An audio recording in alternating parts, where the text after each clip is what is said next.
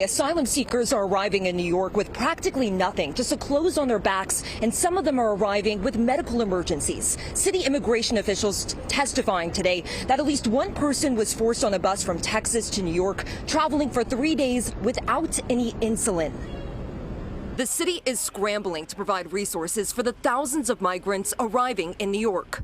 But adding to this confusion, Texas Governor Greg Abbott allegedly forced bus companies transporting asylum seekers to sign a non-disclosure agreement forbidding them from communicating with the city on when they will be arriving. We know they've been arriving to Port Authority late evening and early mornings, and so we're there with a group of volunteers. It's concerning that we're losing people along the way if they have immigration appointments here in New York. Testifying at an emergency city council hearing, city officials are still struggling to answer exactly how many migrants, including children, are currently living in the city. They say they first noticed a jump in migrants seeking shelter in May. Officials believe that over 4,000 migrants have arrived since then, with about 100 people now applying at the city's intake sites per day. But the city's shelter system is already overwhelmed. Immigration Affairs Commissioner Manuel Castro confirming they will be opening up 11 hotels for asylum seekers, and they will be designating a new shelter just for migrants.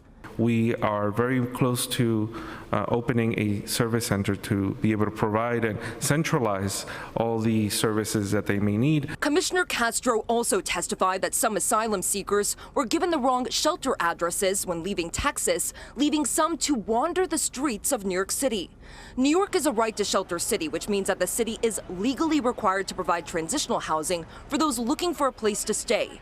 But officials admitted that at least 4 migrant families in mid-July spent the night at a PATH intake center, which is illegal in New York. Officials insist this only happened on this one occasion, but the Legal Aid Society say they are investigating numerous reports. We continue to monitor to make sure it doesn't happen again. If it becomes a recurring problem, we're going to have no choice but to intervene. Mayor Eric Adams needling Texas Governor Greg Abbott a little bit more today over this migrant situation, saying he's considering taking a bus full of New Yorkers to Texas to campaign against Governor Abbott. Abbott is facing an election this year against Beto O'Rourke. Reporting live outside City Hall, I'm Morgan Mackay, Fox 5 News. Stephen Laurie, back to you. A lot of back and forth. All right, Morgan, thank you.